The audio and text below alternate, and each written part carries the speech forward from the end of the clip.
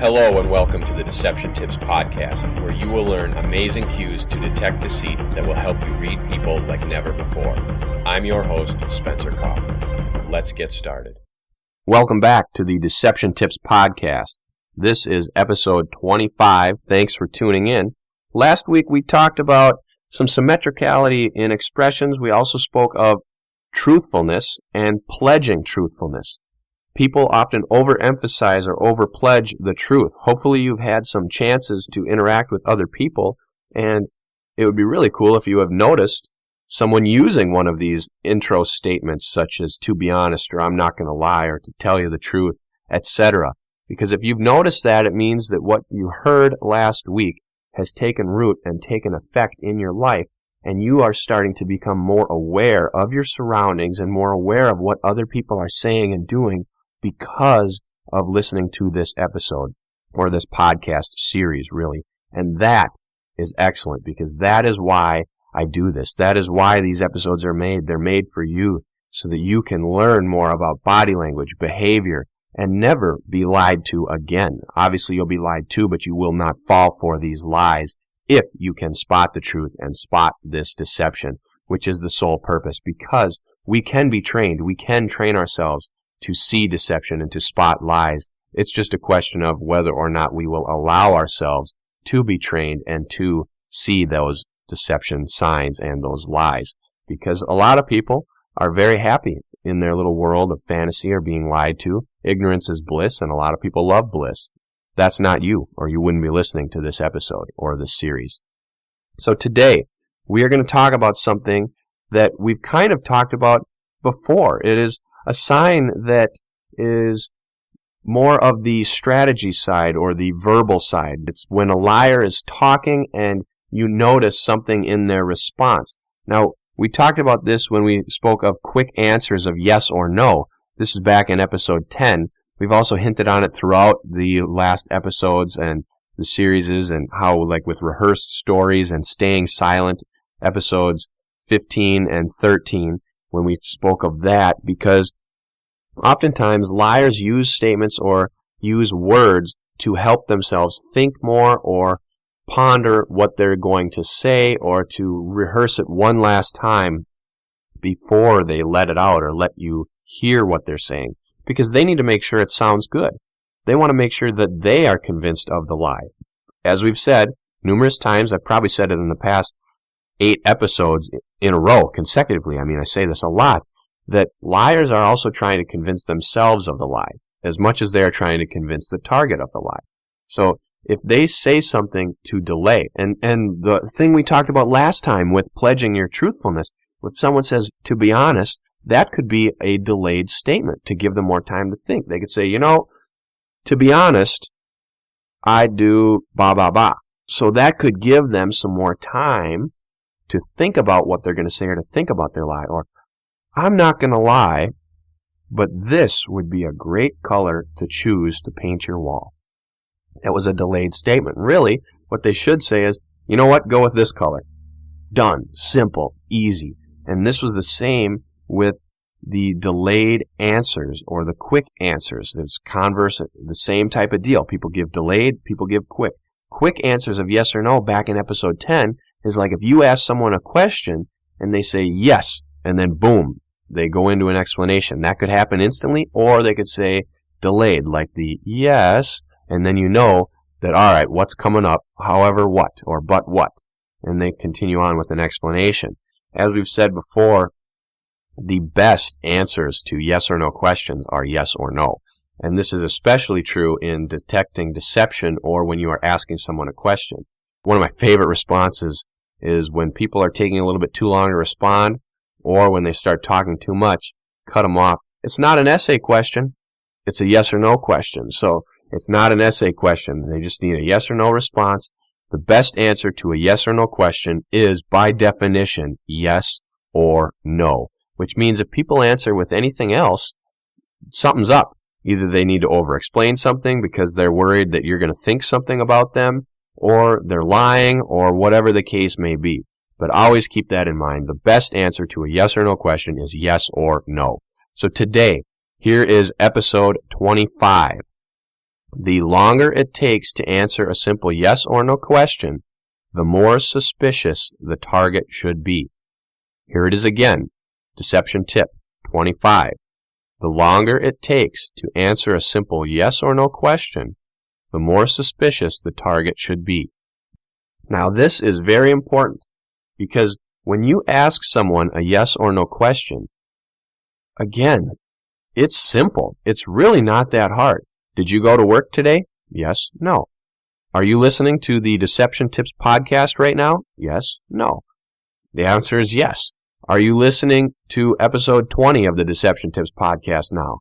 Well, you may have to think about that one unless you don't know, but this is episode 25, so the answer is no. I mean, if you have to look at your phone or something to determine what episode this is, then that could have taken a little bit of time to respond, but you were actively pursuing the response. You weren't thinking of something to come up with. When people lie, they oftentimes delay that. So if I ask you a yes or no question, did you go to work today? And you stop and think about it, wait a minute, what is there to think about? You either did or you didn't. It's that simple. Yet a lot of people, especially when people tell lies or when they're trying to get out of something or pass the blame or whatever the case may be, or if they're worried about what you might think of them, so they want to explain it or think about how they're going to explain it, that is the key right there. They want to think about it. So when they delay their response, they are trying to think about something. They are planning their story. They're thinking about what they're going to say, how they're going to say it. They may be even thinking about how you're going to react and what they're going to do. They're oftentimes pondering in their mind. It's a lot of times we say people, they usually think about what they're going to say next instead of listening to what you're saying. That's the case with probably 90% of the people I talk to. They're talking, and then when I start talking, now they're not even listening to me. They're thinking about what they're going to say next. And then I may even pose a question, and bam, they just go right into what they're saying. It's like, wait a minute, were you not even listening? Good grief, why do I bother talking to you? And you notice that too, I'm sure, in a lot of your conversations, and some people just don't listen. But we're going to talk a lot more about the yeses and the nos and simple answers and delayed responses and some of the deception stuff that could happen within that right after this. Are you loving this podcast? Spencer Kaufman has created some deception tip videos to help you keep the wool off your eyes. Subscribe to the Body Language channel on YouTube today. Deception is a huge thing when it comes to yes or no questions. People either answer right away with yes or no to get the lie over with, or they answer slowly with a yes or no and then wait a little bit so they can think about the response as like a delaying attempt to give them more time to think, or they don't say anything and then say yes or no and then continue their response. So they're delaying somewhere. Either they're truthful and they answer right away, they're lying and they answer right away, or they're truthful and they delay, or they're lying and they delay. Now, whether they delay before they say yes or no or after they say yes or no is however they decide to respond. But the point is they can either be truthful or lying in any of these situations. However, if it sounds unnatural, it's most likely being a lie. What's natural and what's unnatural? Think about it. Like last time when I gave you the examples. To be honest with you, I'd paint the wall blue. Well, that sounds natural until I point out how silly it is by saying, okay, to be honest with you. So yesterday when you told me whatever, you weren't being honest because today you said you're going to be honest.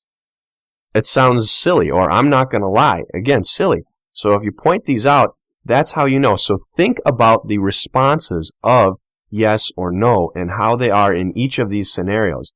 They're either immediate responses of yes or no, they're either a delayed response of yes or no followed by an explanation, or it's an instant response of yes or no with a delayed explanation.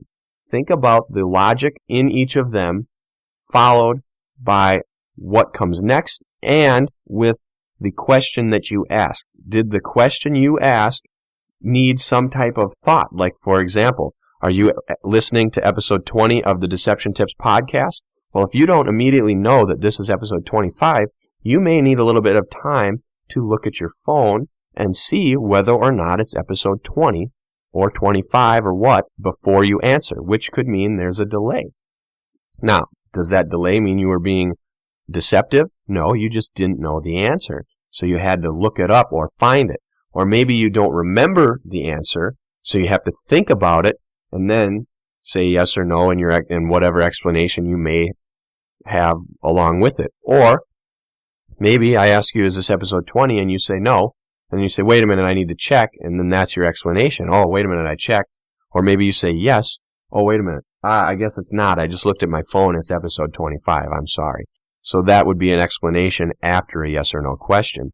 However, the explanation was a correction and thereby was the truth. So you lied unknowingly, then you corrected it with the truth that you knew after checking. So there are a number of different examples, but keep in mind that yes or no questions are very easy and very simple to answer. So if you operate under the motive and the operational theory that yes or no questions should always be answered with a yes or no, and they are very easy to answer, then anything that deviates from that pattern, you need to look at a little bit more closely. And then you need to determine whether or not the deviation from that pattern was truthful because there's a legitimate explanation, or false or lying because they needed more time to think about and plan their responses.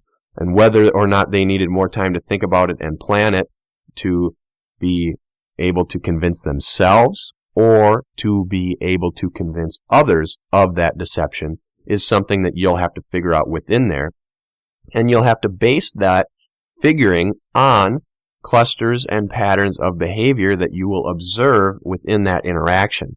So if they say a yes and then delay and then the explanation, pay attention to that explanation and see if there are any other signs of deception, because if that explanation is a lie, then there are going to be more signs of deception within that explanation because they're lying. So they're going to be displaying several different signs of leakage, and if you know what those are, which you should know several of them by now, you should be able to pick up on that. And also, pay very close attention to yourself. Notice how you respond to yes or no questions. Oftentimes, we can learn the most about body language through being self-aware. Our self-awareness will teach us so much. You'll notice yourself doing certain things, standing in certain ways, doing certain hand gestures, saying certain things. Because you are made aware of it, you will start to notice it more, and you can determine whether or not you were telling the truth or a lie, or why you may have said that. Because this is different for everybody. One guy could fold his arms and he's cold, another guy could fold his arms and he's defensive. It could happen differently. A great example that I've always loved is you take 10 people, put them in a room one by one with a brown chair, then have them all write down an explanation of the brown chair. You will have 10 completely different explanations. Why? Everybody experiences things differently. Everybody goes through things differently. So the reason you may say yes or no in a certain way, and the reason someone else may say yes or no in a certain way, does not always mean that they are lying. That part is not universal. What's universal is the behaviors and the patterns that go with those statements and those clusters. So there could be multiple interpretations of these signs, yet that's why you need to look at multiple signs, because multiple facts don't lie. It's like evidence. When evidence starts piling up, okay, we got him on this, we got him on this, we got him on this, we got 20 different things. Well, that's a pretty solid case against that person, so they pretty much did it. Or, well, that evidence is circumstantial. Okay, well, then they're going to get off with it. When there are multiple signs of deception, you have a better indicator and a more certainty that that person is being deceptive. So watch out for multiple signs. Be self-aware and think about when you say some of these things, yes or no, whether it's immediate, whether you have an explanation, whether it's a delayed response, etc., and think about in your own experience, when you say that, analyze it, evaluate it, think about what you're thinking, think about what you were going through at that moment. Why did you answer in a certain way? And then apply that to other people's situations when you're observing and see if maybe some of those self-awareness thoughts would apply to their situations and help you to determine whether or not that person is telling the truth. The main thing to remember is that the best answer for a yes or no question is always yes or no. I want to thank you for listening to the Deception Tips podcast. I encourage you to share it with your friends, subscribe to the feed, check out the Deception Tips blog, and take a look at the books I have available. And as always, tune in next week for a new Deception Tip.